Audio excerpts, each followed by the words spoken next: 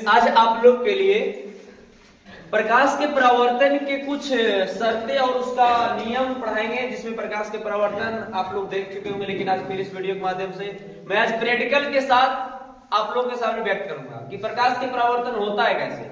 लेकिन लिखा प्रकाश का परावर्तन का कुछ आकृति है, अर्थात डायग्राम है। इस डायग्राम के अनुसार आज हम इस वीडियो में आप लोग को दिखाएंगे प्रैक्टिकल के साथ कि प्रकाश का परावर्तन जब इधर आपतित किरण पड़ती है समतल दर्पण पर तो परावर्तित हो जाती है कैसे। चलते हैं अपने वीडियो में। कहा गया प्रकाश के परावर्तन के नियम, लेकिन मैंने प्रकाश के परावर्तन में समझाते हैं कि जब प्रकाश की किरण किसी समतल सतह पर पड़ती है तो पड़ने के बाद उसी माध्यम में लौट जाती है, तो इस घटना को प्रकाश का परावर्तन कहते हैं।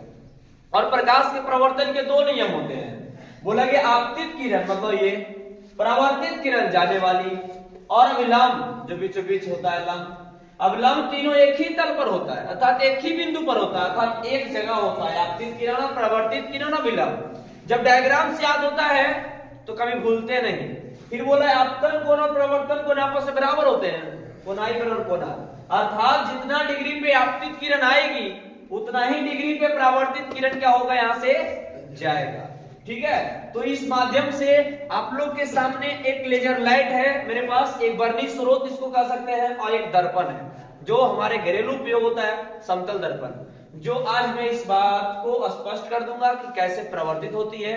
और फिर अगले वीडियो में देखता हूं कि प्रिज्म पर 7 रंग कैसे आता है। लाइट थोड़ा सा बंद करके हम देखते हैं, ऐसा ही अगर इस प्रकार हम देखते हैं तो नहीं हो पाता है। तो मैं आज लाइट बंद किए हैं, और वो भी लाइट बंद करना। अब लाइट बंद कर दिए हैं, आप लोग को सिर्फ मेरा चेहरा दिख रहा होगा या दर्पण दिख रहा होगा, बोर्ड और सारे अंधेरा।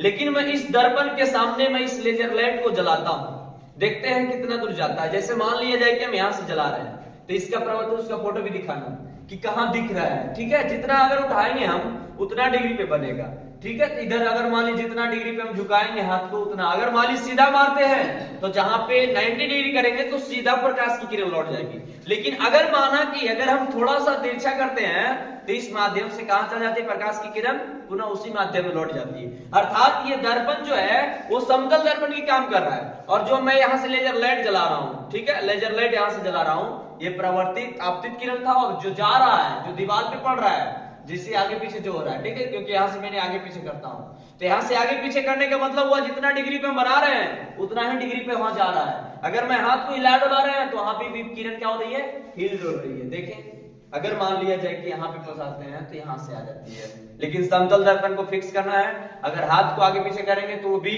उधर प्रकाश